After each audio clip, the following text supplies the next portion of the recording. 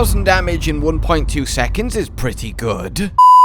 Hello, my fellow tarnished, all welcome, and indeed more specifically, my fellow sorcerously minded friends. Patch 1.07 has been very good to us, buffing damn near every single spell in the game, some of which absolutely ridiculously. And indeed today I want to specifically kind of look at and very much drive home the point just how much the lava sorceries, Gelmir's Fury in particular, has been well tuned up. That's right, us sorcerers are eating well.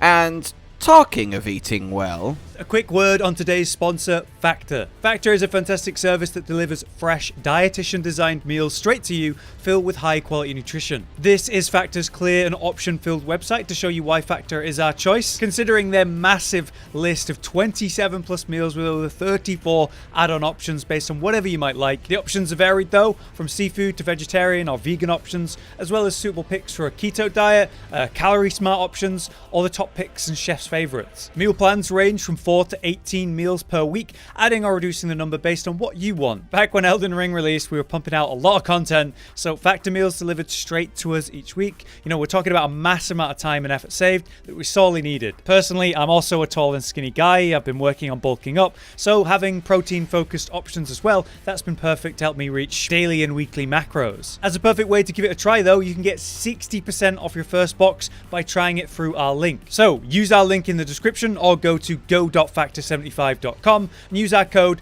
POGRAGE60 for 60% off your first box. By clicking the link, you'll live update the tracker to count up the purchases, which will be a major help. A big thank you again to Factor for working with us, but now let's get back to the video. Before, they were fun, they were niche, they were okay, they were good in certain situations, or at least one of them was, and that was about it. Uniquely buffable with fire damage, as they don't do magic damage, and you kinda just forgot about them, whereas now, ho ho ho ho! So, let's quickly go over the other two. So, Magma Shot you get from Tanith after doing the first assassination, though. Again, someone needs to teach Tanith the difference between magma and lava when she names her incantations. They ask you how you are, you just have to say that you're fine when you're not. This one is a simple little blast that does damage and then pulls onto the floor, which does some more burn damage over time. It's, you know, fine, and it got a little bit of a damage bump, which is suddenly nothing to complain at, but it's still not going to turn it into, you know, a mainstay, though it is certainly effective at clearing out large groups of enemies, and indeed melting very slow-moving bosses. Then we have Roiling Magma, which we find just out in the shack out on Mount Gelmir. This has had a much more simple buff, and that it simply had its FP consumption, well, reduced, which is definitely appreciated as it was quite the mana-hungry sorcery, but other than that, it is the same, which is fair enough as it was by far the best of them beforehand, though you had to specifically aim at the floor, because if you hit the target, it just doesn't generate the mine. The longer you charge, the more damage it does, and the longer the fuse, as it were, and then after a while, the glob on the floor explodes and does a metric ton of damage and leaves extra lava to burn. You can stack these up and really quite get some good effects. I gave these guys a proper test a little bit ago, and really I was impressed with this one in particular. But Gelmir's Fury, the final and third of the lava sorceries that you get from Bernal when you do his special assassination that he would like you to do, and the one that indeed he helps you out with. This is really special now. So, how has it actually been changed? Reduce the FP consumption and increase the damage it does. This is great because it costs so much FP to do before. It was nearly impossible unless you had loads of points in mind to do a full channeled cast of it until it naturally ends, as opposed to you running out of FP. Now that's very easy to do, and the increased damage is obviously appreciated. What's even more appreciated is it gets cast faster, and you can roll sooner after you finish casting it. That makes it much less of a dangerous commitment and much more usable in everyday situations. We've also got a refocusing of the lava projectiles to make it more shotgun blasty in front of you, which means something stood directly in front of you is going to get absolutely just vaporized. The initial staff down of this I've been seeing doing about 3,000 to 500 damage, which means even if you don't channel it, just tapping to boof, boof, boof with the start of each cast is incredibly effective. We've also got the damage increase specifically to the first part of the spell, along with making it do much more poise damage. So basically, it's just much more of a big booming bomb of lava-y death the second that staff hits the ground, with extra damage trickling over in front of you through the channel. But I cannot stress enough how potent that initial staff down has been made with this combination of adjustments. And it's so much fun to use now, especially in combination with the new buff to Endure that gives you 5 seconds of near infinite poise and massive damage reduction, because now you can just use an Endure weapon and then cast the sorcery, and you can't even be interrupted out of it as everywhere around you gets drenched in hotly goodness. Hotly goodness? What the hell is hotly good? Really, the best way I can think of explaining it was hotly good.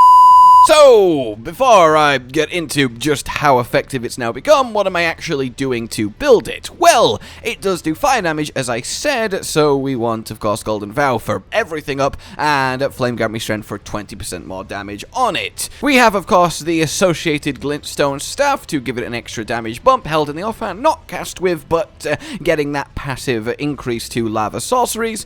We have ourselves the Fire Scorpion for extra 12%, the Mask Raven for an extra 8%, and that's it that affects Gelmir's. You could put the little Mask Raven for 4%, but in this case, I needed the levels. We also have the Fire Tear for an extra 20% too in our Wondrous Physic. There's no armor that affects it, sadly.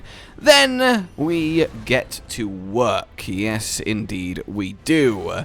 So, I went to the end of the game and had a go at Radagon and Elden Beast, just using Gelmir's Fury just to see how effective it now was.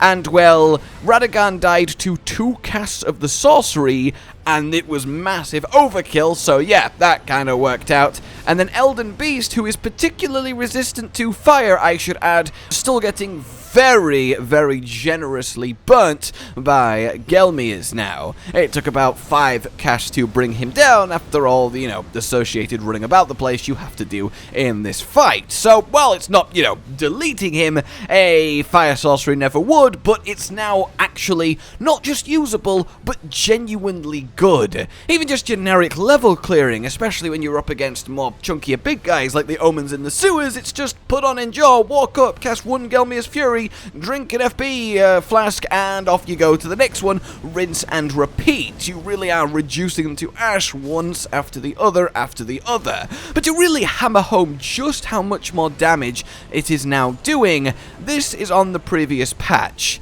I head up to the giant, and you can see there is one initial splash of damage that does about half its health, and then a little beat later, we get the other half of damage that finishes it off. Now, on 1.07, we get to the giant, put the staff down, and it's dead. It's already dead. It just instantly one-shots it, like, straight away. Like, that is a massive increase of damage, and I really want to get that out there and stress, seriously, don't sleep on the lava sorceries now. They are super worth using. They're not up there with the very best of the best, but they've gone from kind of D tier to solidly A tier, and that is one hell of a buff to give, well, anything in the game, especially something just as fun and as cool as these are to use. In PvP, I mean, you can see the types of sorceries there are. They're nearly impossible to land. I'm not going to sugarcoat it. You're going to have a hard time using them. That said, if you do connect, yeah, you're just going to one-shot. Like, absolutely just instantly annihilate anyone who stood next to you, and an Endure dagger does help get that off, but, it's unlikely. Even against Melania, yeah, it was doing really decent damage. We're getting 7 to 10k a pop when it's cast right in her face, again using the Endure dagger to guarantee that it actually happens. The only catch is, I'm a little bit rusty with Elden Ring, and it's Melania. In any case, guys, I hope you liked that new little look at lava sorceries and their buffs in 1.07 and just how much better they are. And I hope you do indeed consider them for maybe a Faith Int hybrid flame caster of all sorts, with a seal in one hand and a staff in the other, using everything hot. That's quite a cool concept to me, and indeed let me know if you would like a build like that fully fleshed out. In any case, like if you enjoyed this, subscribe and hit the bell for more. Consider supporting the future of the channel on Patreon down below. It really does help and it does keep us going. Until we meet again, a goodbye. Josh, Cotton, and Hollow with the videos, dropping the humor like a hammer on your tippy toes, bringing entertainment on a daily arrangement to take our insanity and turn it into entertainment. Yes, I said entertainment twice, to reiterate that it is nice to look into your faces on a mostly daily basis when you let us in your homes to make the whole world a stage. Goodbye.